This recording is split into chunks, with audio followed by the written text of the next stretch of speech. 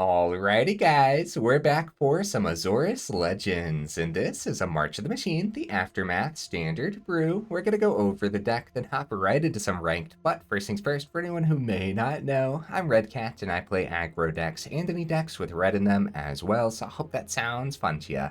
Also, we do got that Discord link as well as that relatively new Patreon link down in the description if you're interested in joining either of those up. Okay, what do we got packed into the build here? First of all, it's very similar to Esper Legends, minus the swamps, of course, so it's going to be pretty easy to go over. We see a lot of these cards all the time. Got all four Skrelv Defector Mites, happens to be a powerful one-drop that is legendary, so yeah, all four of them. We got all four Thalias in here. We are heavily leaning towards the creature side of things with a whopping grand total of 33 creatures. As a matter of fact, the only non-creature in here is actually just a 1-of for Combat Research, which is a 1-mana aura. Enchanted creature has, whenever this creature deals combat damage to a player, you draw a card. Nice, hopefully keeping our hand nice and stocked up. And as long as enchanted creature is legendary, it gets +1/+1 and has Ward 1. Very nice, guys. Now we actually have more ways to protect our creatures with Ward with Gold-Forged Thopteryx, which is a 2-mana, 1/3 artifact creature. It's rocking those Azorius colors up there. It's got flying, lifelink, and each legendary permanent you control has Ward 2. Nice. I kinda love everything about this card, including the art. I think the art is absolutely gorgeous, but honestly, in Magic, when is the art not absolutely gorgeous? You know what I mean? Alright, what else do we got in here, guys? Dennick, Pious, Apprentice is a 2-mana 2/3 that we also get to see all the time, but for some reason I feel like going over this. So it has lifelink, and cards in graveyards can't be the targets of spells or abilities. And then it also has Disturb for 2, a white and a blue, and you disturb this back as Dennick Pious Apparition, which is a 3/2 flying creature with whenever one or more creature cards are put into graveyards from anywhere, you investigate. Nice, not half bad, guys. Triggers only once each turn, and then of course if it would be put into the graveyard from anywhere, you exile it instead. So this is actually a decent card to go ahead and discard from your hand for cards like Rona, right? Herald of Invasion, 2-mana 1/3, and whenever you cast a legendary spell, you untap Rona, and then it has that ability where you can tap it, draw a card, then discard a card. And all this discarding is going to work well with our clever Conductor here. It's a 3-mana 3/1, of course, a legendary creature. And when it enters the battlefield, it also connives. Okay. And whenever you discard one or more cards, exile them from your graveyard. When Toluz, I actually have no idea. Whenever it dies, put the cards exiled with it into its owner's hand. Nice. Actually, a terrific creature, huh? I'm a little concerned about exile removal, but overall, you don't really need that ability. It's just kind of a bonus to get extra cards off of our Conductor here, so. What else do we got packed in, guys? Here's one that we don't see often at all, even in the Esper Legends, right? This is Unctus Grand Metatect. So this is a 3-mana, 2/4, legendary artifact creature. Other blue creatures you control have, whenever this creature becomes tapped, draw a card, then discard a card. Okay, so that works well with Rona as well. And then other artifact creatures you control get +1/+1. So since Gold-Forged Thopteryx is an artifact, that's pretty decent. It happens to have the flying and lifelink on it too, so giving it +1/+1 is decent, man. It's got this bottom ability for a blue Phyrexian mana.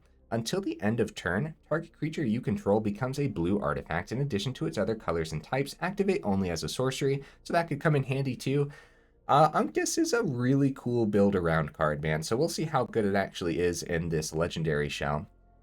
So we got a couple Adelines in here, just a terrific creature, huh? We got a single Loran of the Third Path, mainly just to take out artifacts and enchantments, but honestly, you never know when that bottom ability where you tap this, you and target opponent each draw a card, it could come in handy. It's not like we have Sheoldred packed in here, you know, we don't have any black sources, obviously, so I think it's mainly just in here for the artifact and enchantments, but honestly, you never know when you need to draw an extra card or two. Getting to the top end already, so Elesh Norn is a 4-mana legendary creature with Vigilance. It's a 3/5. Whenever a source an opponent controls deals damage to you or a permanent you control, that source's controller loses 2 life unless they pay 1. Nice.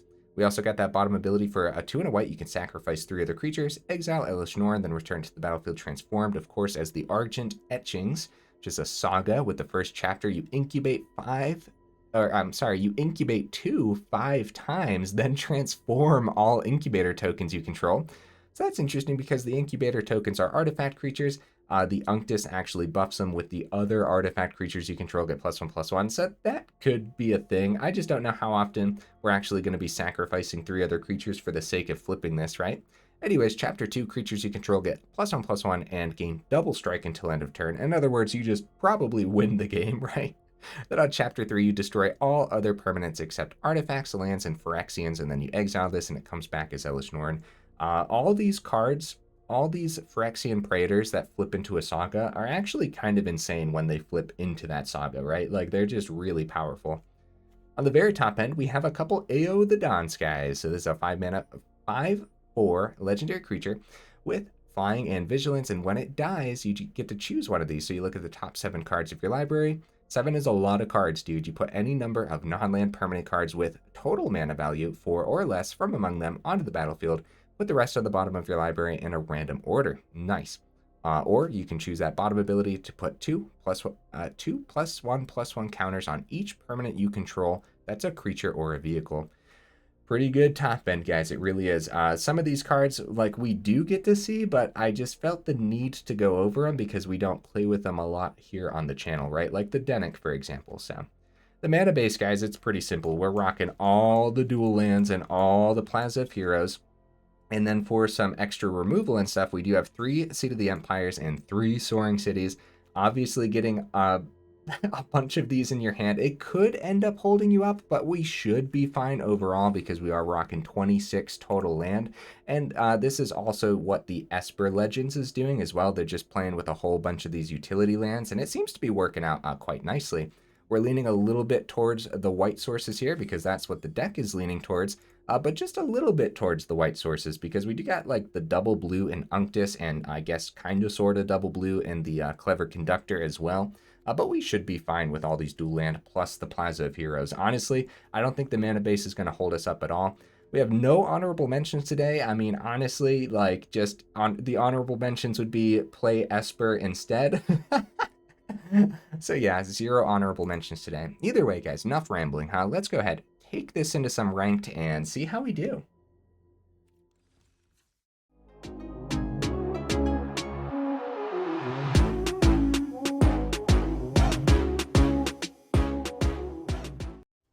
All right, we'll see if we can get right into that first game here. What am I expecting from the build, guys? So we've been playing a lot of jank recently, and as far as like the Esper Legends shell goes, we have a lot of those great cards in here. So while I do think it's probably going to be a little jankier than the Esper version, I think it's still going to be decent, man. But this is a good hand, I think, right? Sure, yeah. Yeah, I think this is solid. We have a lot of 2-drops to draw into as well, so. Another Skrelv, okay. Not mad about seeing another Skrelv here. Probably Adeline before the Clever Conductor, but you never know. It depends what we see in our hand. A cut down for Skrelv number 1. There's our 2-drop. Now we don't have Skrelv on the board, though, so could just be a go for the throat on the opponent's turn, but it's totally worth getting the Rona down over a Skrelv or something. It depends on what land we would have had in our hand, too, right? If we just had, like, the Deserted Beach, well, obviously, like, 2 Deserted Beaches, 1 would have come out tapped, and then we would have played the Skrelv, but yeah. Kaito making another appearance, bro. Huge uptick in the amount of people playing Kaito recently. You love to see it, though. It's got to be one of the coolest planeswalkers in Standard right now. I don't mind just dropping the Adeline, swinging with Rona. Don't really want to use this ability, although we could. Oh, yeah, it untaps when I gotta be careful, man. Let's ditch the planes. Oh, nice. Okay, yeah, let's go Adeline. Get a swing in. So 2 damage coming through. I'm pretty sure this is going to be the Dimir tempo that we've been seeing a lot of. And it's a very scary deck, dude. Okay, drawing a card off of the Kaito. We're probably going to have to swing at that, depending on what they do here. And we probably want to get this Thalia down, actually. I kind of sort of didn't even look at what I drew off the Rona, because... I mean, I obviously wanted to use all the mana, but we could have went Thalia and Skrelv last turn instead of the Adeline, so... Probably play this down as land for the sake of playing around a Make Disappear, and then go Thalia before combat. I guess we could do this first. I don't play with Rona often, if you guys can't tell. I don't mind the mana. See, we could have done that before playing the Soaring City, then we could have played that mana. But I am going to ditch the mana even so. Okay, now we'll go Thalia. Since we have 26 total in here, right? And yeah, having the extra 2 open for a Make Disappear is important. As a matter of fact, they might just want to use the Ninja. So getting Thalia down with Skrelv last turn was probably a better play than just getting Adeline. Oh! Go for the throat. Oh, okay. Nice. Thalia hits the board, which is pretty good. We got that untap. We could do it again. See what we see. I do like filtering. Let's do it. Ooh, AO. That's good. I'm going to ditch the Rona. And see, having the clever Conductor down throughout all of this would have been pretty decent, man. See, they don't have Make Disappear because it costs 3 now that the Thalia's on the board. With Adeline gone, yeah, we're just going to full swing at the Kaito and hope that it lands. Okay, Kaito's out of the equation, dude. Anyone's game for sure, man. For sure. Gix, okay. Down to 18. They're probably going to draw here. Another AO. Uh-oh. I guess first things first. See, again, we could get Clever Conductor down for the sake of that ability and scooping up the discards, but I'd rather have the Rona untap when we play the Conductor. Or if we see something else that we'd rather play instead, right? I'll ditch one of the AOs. We have the 5th mana now for the next turn. Fortunately, it's tapped. It still can't be a Make Disappear, though, because Thalia's on this board. Okay. So that's good news. Untap the Rona. I guess, technically, doing that before the land would have been good, too, right? That's okay, though. Okay, we have Skrelv open. We can't really swing into the Gix unless we use the Skrelv's ability, which I'd rather save for protection. And I don't want to use the Rona's ability because I definitely want to play the AO next turn. There was definitely a better order of doing things here, huh? The Gix holding down this board state just for the turn, I think. Yeah, we're going to go ahead, go no attacks. I'd rather save the Skrelv for if they want to target something with, like, Go for the Throat or something. Swing with the 1. Draw off the Gix. Dude, that's so terrifying, man. Keeping their hands super stocked up. Down to 16, and we're just not doing a lot of damage here. Tenacious Underdog, okay. Back to me, huh? Alright, let's see what we see. Another Conductor, okay. So I'll ditch that. Do the Rona. You gotta remember we have the Rona's ability to transform now that we have the 5. Oh, we could discard Dennick, but it's gonna get picked up by the Conductor. So I'm actually just gonna ditch the other Conductor. Keep the Dennick in hand for now. And then it's gonna be AO.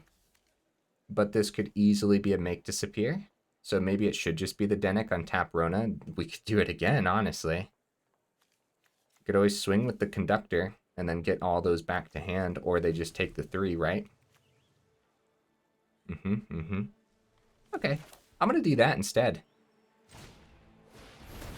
Because I don't want to just play AO right into a 3-mana make disappear. Even if we did that, like, they could sacrifice the ninja and stuff to the make disappear's ability and make us pay 4 instead. For the Dennick, but I don't think they're going to. Oh, it's going to be an Urtai, actually. Okay. And that's one of the cards we're missing out by not playing Esper. Urtai, very powerful. So, Rona still... Actually, this isn't bad because we're drawing off of this and the Dennick goes over here. Oh, oh, this is good. That's excellent, dude. So we could still use the Rona's ability since we're not swinging with it. The ward 2 on everything's disgusting, man. I wonder where they trade here. So, they probably don't trade, right? We do this before combat again. Yeah, but now that we got the land, I guess it should just be the land, right? Because we don't need a 6th on the board right now. And we should play this before combat? It doesn't affect combat because they're tapped out. I apologize, opponent. This is... taking me a second, huh? And we don't mind a trade here. We just don't. If they, yeah, they're gonna take the 3. That's good news. It's good damage, man. We still have the Skrelv open. Not bad, not bad. Anyone's game. Hopefully I'm playing it out well enough. Swinging for 1. They're probably going down to 12. They might as well draw, right? They might as well. I think this Conductor is going to continuously get through. We're going to want to consider starting to swing with the, like the Thalia and the Skrelv too. Just maximize the amount of damage we're getting through before they start gaining life off of Shieldred or something. Oh! They had 7 mana. They activate the Gix ability. That's not good. Hopefully they don't see too much. Wait, I don't even know. Exile the top. They found an Unctus from us. Is that it? Did we get lucky? Exile the top X cards. Target opponent's library. You may play lands and cast spells from among cards exiled this way without paying their mana costs. What did they... How much did they end up ditching there? But now they do have a blue creature, so we were going to call black with the Skrelv's ability to get the Thalia through. Oh, they now have a blocker for the Clever Conductor, too. Oh, that's not good, guys. That's not great. They are tapped out here, so I think it's just going to be AO. But I guess we'll do Rona's ability first. Oh, Elesh Norn. Oh, that's so good. Oh, my goodness. Okay. Although they do have a lot of mana, but... I'm going to ditch this, and we're going to play AO for the turn. Clever Conductor's wild, man. They might even just not block here, because they don't want us to get all these to our hand. It's getting 4 cards to our hand, right? Which I guess isn't, like, the greatest thing. Yeah, let's get that AO down while they're tapped out. Rona untaps, which is sick. Still have the Skrelv open if we want to take 2. I guess we just swing in the air. For now. Holding up the Clever Conductor as a blocker on our side is pretty good as well. And I'm not going to activate that Rona ability again because I do like the Elesh Norn here, like, a lot, so...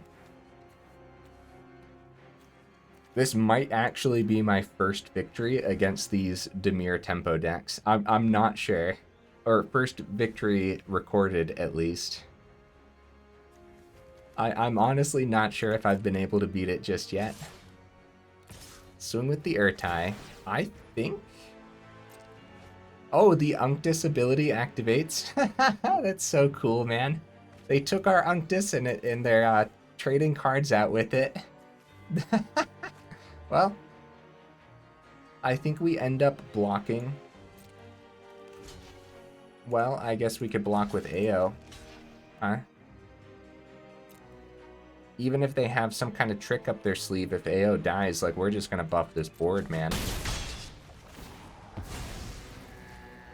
Probably gonna draw on that. But the lower they get, like, the more likely... Like, we drop Elesh Norn. It depends how much mana they end up end up using this turn? They're going to use the Gix ability again? I guess they can, right? Discard X cards, exile top.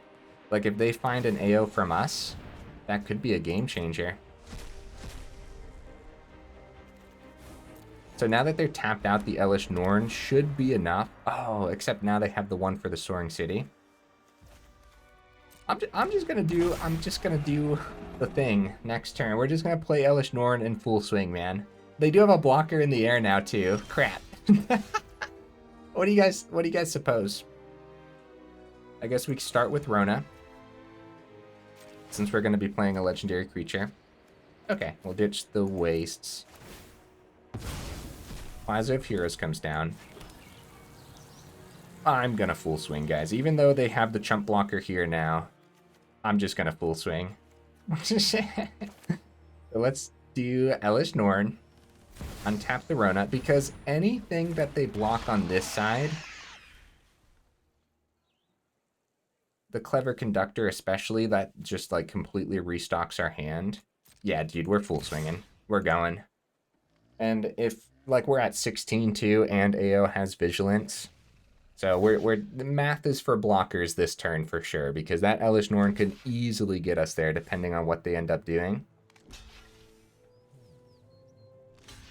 Finding the blocker in the air was definitely a key part of them surviving for the turn. Oh, they're taking the 5 from the AO.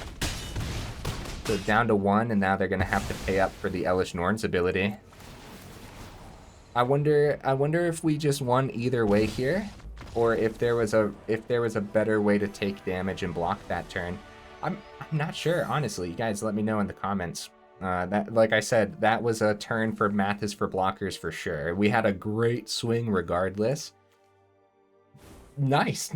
Really, I don't have much else to say about that match. That was good. That was good stuff. The deck felt powerful. It felt like I really wasn't playing optimal plays, but the deck was just doing a thing based on its synergies and stuff. So honestly, if that Unctus hit our side of the board, that would have been really good. Them finding it with the Gix was interesting. No Shieldred from the opponent that game. Shieldred could have turned some tides a little bit, I bet. They probably would have gained a ton. Like, if they found a Shieldred early on, especially, they would have gained a ton of life that game. Okay. Opponent goes first here. A couple Plaza of Heroes. That's fine. 100% okay. Casts pretty much everything in here. Or almost everything. Except for, I think, maybe 5 cards.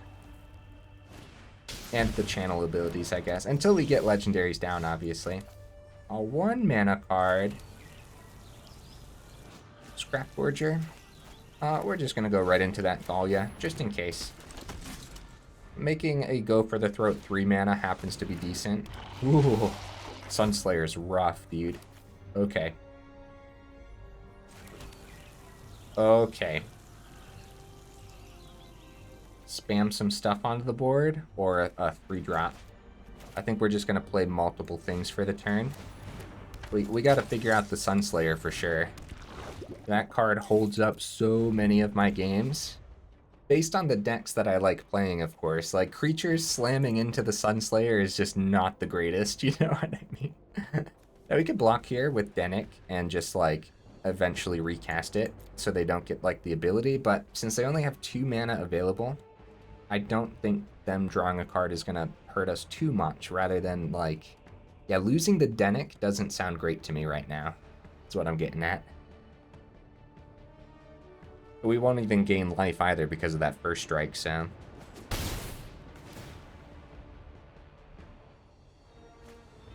Draw a card, lose 1. If this said destroy target enchantment or artifact, then we probably would have blocked, maybe, because they would have gotten 3 through and still killed the Skrelv. Oh, I mean, they're still killing the Skrelv regardless, but yeah. Good old-fashioned bushwhack. So this is Golgari Fight, probably. Could be very scary. Oh, combat research. Nice. Okay. Okay. So it might honestly be the combat research for the turn to get like Thalia to 3, so that way the first strike. Now that doesn't seem great because they're probably just going to end up fighting it. Maybe we gain some life back with Dennick, get that through. Maybe they block with the Scrap Gorger. Oh, I don't know, guys. I don't know if this is the best play, but I kind of sort of like this. I kind of like gaining the 3 back for the turn and drawing a card. Or they might block. But I think they want that extra mana. So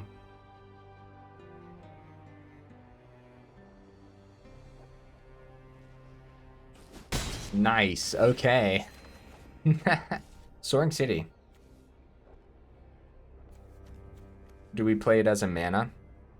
We might want to. I am going to, actually.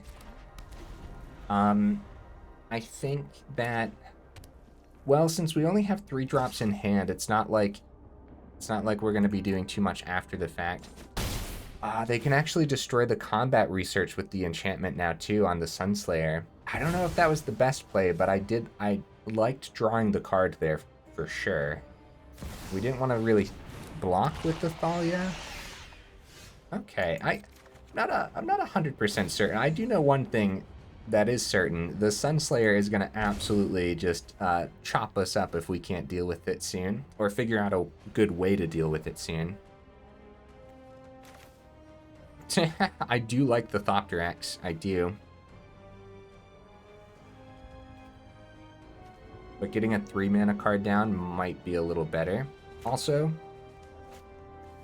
oh geez, guys, I'm not 100% certain.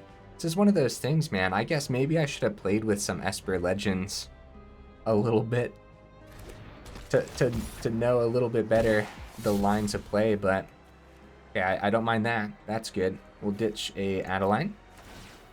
The 4-2 now. First of all, ow, Shieldred's going to be a pain in the butt. I wonder if we'll be able to get there, man. Yeah, seeing the land there was huge. The ward on everything is pretty decent, to say the least. And again, this Sunslayer, dude, what a pain in the butt. Golgari is just waiting to be broken, man. Okay, Shieldred's swinging as well.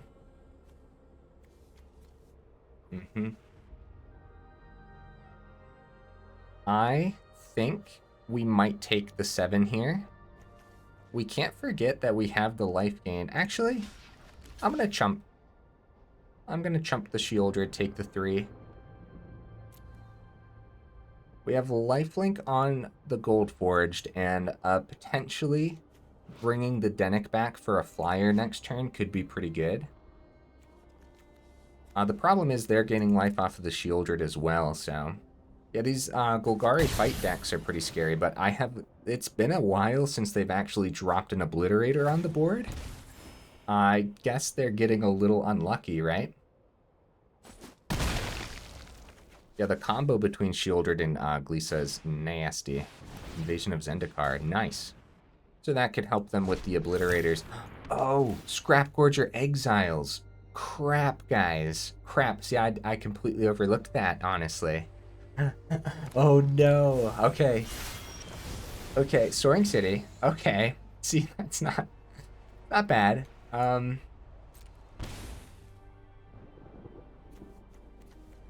This is a problem, dude. How are we gonna take care of this? It's gonna be Adeline.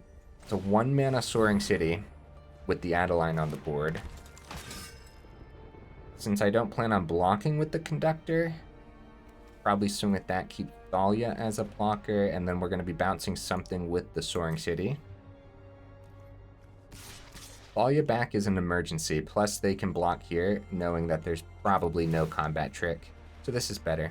Oh, except if we wanted the 1-1, now they can just block the 1-1. So if we wanted the 1-1 to go through, we could have swung with Thalia. But we're at 10 as well, so I think we have to be prepared. That extra, if we lose by 1, then we know it was this turn with the swing. But we'll see, we'll see. Dude, the power level of the cards that we have packed in here is kind of incredible, man. All right, so we're gonna block here and bounce the Glisa. Do they have something for the Sheoldred? Ooh. Okay. I think it's still worth the bounce on the Glisa, right? I think, maybe. Conductor picks that up. That's pretty cool.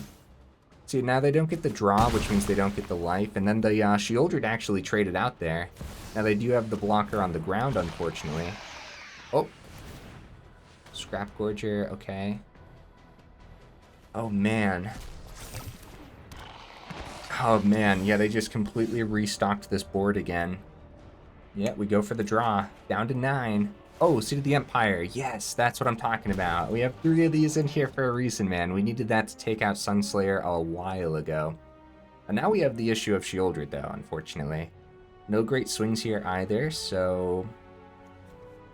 nothing to really target with the Loran, but we might play it anyways. I guess? It's a 2-1 Vigilance. Bring them back down to 13. So if we're lucky, we can pick up the Sunslayer. Yeah, I guess we'll play this. I don't really know what kind of artifacts and enchantments they'd be running. Submit 0. Yeah, I think we just want more creatures on the board. End turn. Let's see what ends up happening here, man. Scrap Gorger, yep, might as well pick up more out of the grave and get those ready. Because these can be 3/3s very soon. Well, this one especially.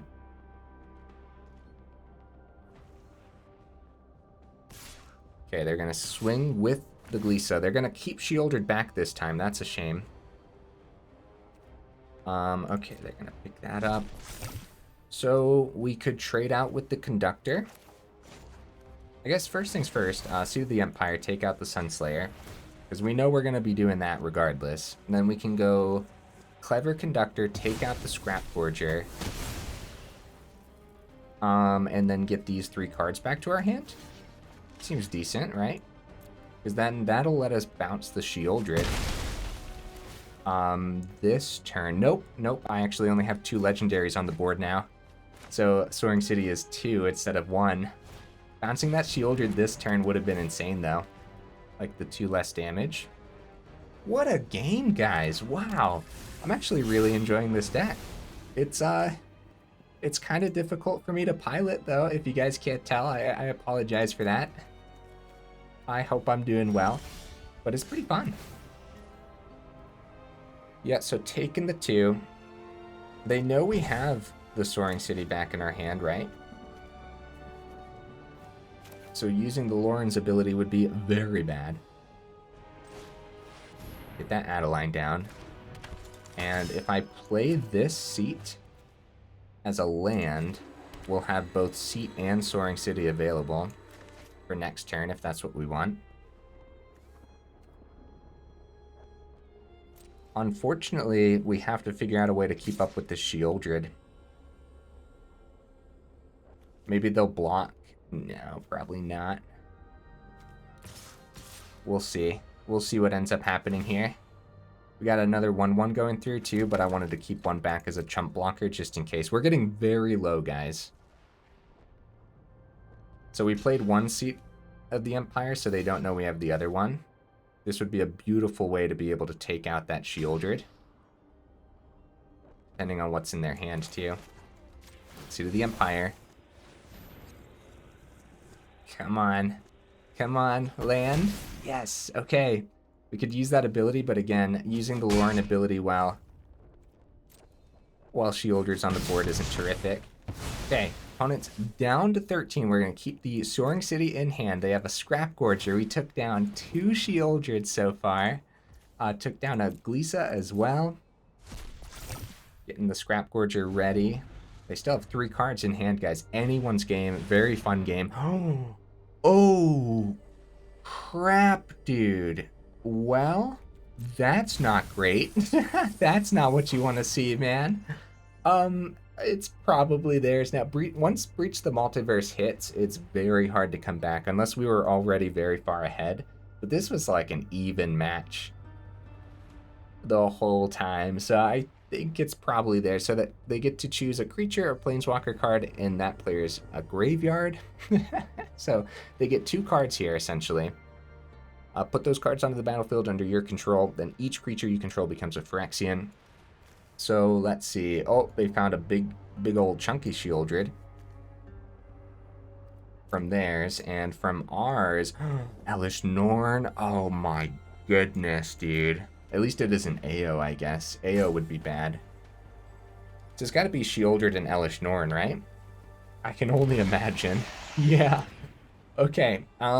Right. So this does say to its owner's hand, so we can at least bounce that Elesh Norn back to our hand and then play it next turn, which could be good, right? This has to be a non-token creature, so we're actually going to ditch the... I like the Thopter damage in the sky. This might be silly, but we're going to ditch the Thalia. Guys, this Soaring City costs 3 now because I only have 1 legendary creature. Oh, no. I wanted to do this before combat. Or, yeah, before. That's funny. It is technically before combat, but we wanted to use Soaring City on the Elesh Norn, so it only cost 2 to bring this back to our hand, and then we could have played it next turn.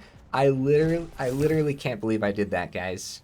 I'm so sorry. What have I done? What have I done?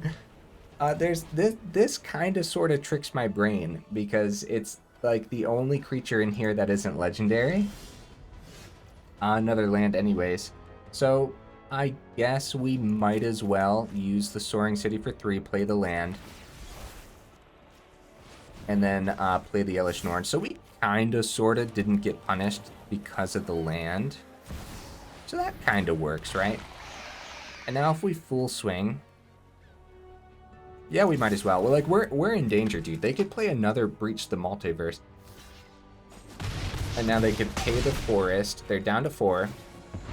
They pay the forest for the Elesh Norn. So any damage they do to us, they have enough mana for the Elesh Norn to not really affect anything. Last turn would have been the best bet to get Elesh Norn damage through, right? So, Exile Shieldred. What does this do again? Each opponent destroy up to 1 creature, so the Elesh Norn, they pay the ward. They're in trouble here if they can't get rid of this wide board state, guys.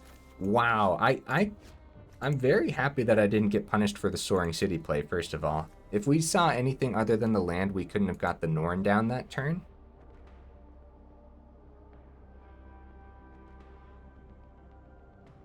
They're going to need some spot removal here. If they pay the 2, they're probably going to keep a swamp in a forest. Yep, so it could still be like a go for the throat for the Gold-Forged Thopter, but when they block the Adeline, take 3. Huh. I don't know, man. Yeah, they need spot removal in hand. We know that much. And it probably is spot removal based on the deck that we're up against. Still, no Obliterator. Are these Golgari fight decks running Obliterator, or... another land isn't great. Full swing, see what happens. Like I said, spot removal for the Thopteryx is what they need, and I guess be like a cut down, because Go for the Throat can't hit artifacts. Sacrifice a non-token creature. Yep, that'll do it, and it gets around the Plaza of Heroes as well.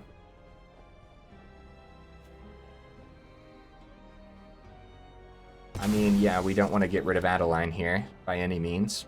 Either way, they still chump the Adeline, take 3. Each opponent discards 3 cards and then mills 3. The opponent's in this, man. If this was any other spot removal, the Plaza of Heroes would have saved us.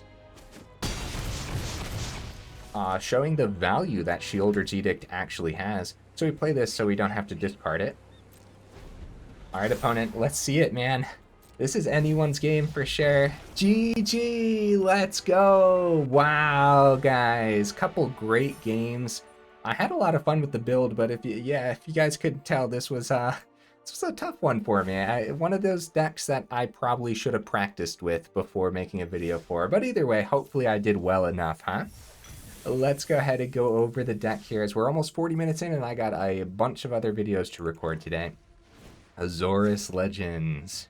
Alright, here's the deck list again. Not bad, man. I would have loved to see the Unctus do a thing for us today, but I still think it's worth the 3 of, honestly, you know, because we got like the whole miniature artifact theme going on in here. We got the discard theme going on with the Rona and the Conductor. A lot of little neat synergies just packed into the build in general, mixed with all like the awesome legendaries. Yeah, I like this. Elesh Norn is just like criminally underplayed, dude, for real. And when you play Esper, it's because like the 4-drop spot is completely packed because you have like probably 3 to 4 Shieldrids, probably 3, I would assume, and then a couple of the Urtai Resurrected as well. It could be like 3 of those as well, honestly. So the 4-drop spot is completely packed when you're playing Esper, which is why we don't see Elesh Norn in those builds. But this was totally worth it today, man. I really like the card, very powerful. AO's great. I like the 2 of on the top end, like the 2 Adelines. Lorna the 3rd path didn't do too much, so I could see like dropping it for a 3rd Adeline, but honestly, it is going to do a thing here and there.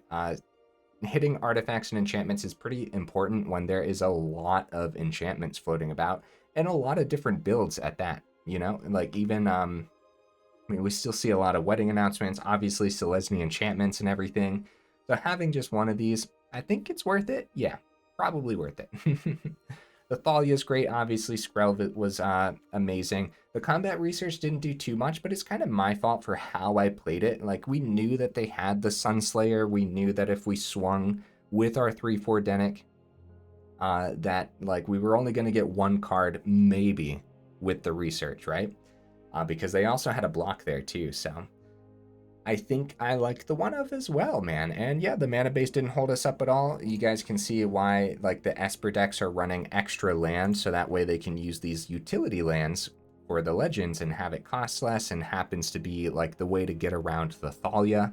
Instead of playing actual removal like Fateful Absence and having it be taxed by their Thalia, then they just run the channel ability on Seat of the Empire instead, and it really worked out. Of course, we saw how discarding these with the clever Conductor on the board works out as well, because then if Conductor dies, you get him back to your hand. You get to, you know, cycle through them again, essentially. Pretty powerful, man. I liked it. Now, more testing's required, obviously. What, we only got 2 games in? I think literally like 2 games.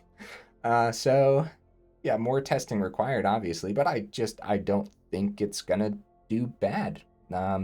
Now we'll have to see. Obviously, the new set comes out very, very soon, and so who knows where the meta will land and whatnot. And I'll probably have to put that warning on the next couple videos as well, just like be prepared for the next set. It looks relatively decent so far, but usually every set that comes out does look a little good, at least to me. I probably overestimate power levels often. Yeah, Wilds of Eldraine comes out very, very soon, so we'll see how that shakes up the format, huh? Either way, guys, hey, if you made it this far into the video for real, y'all are champions. I super duper appreciate you, and I will see you in the next video.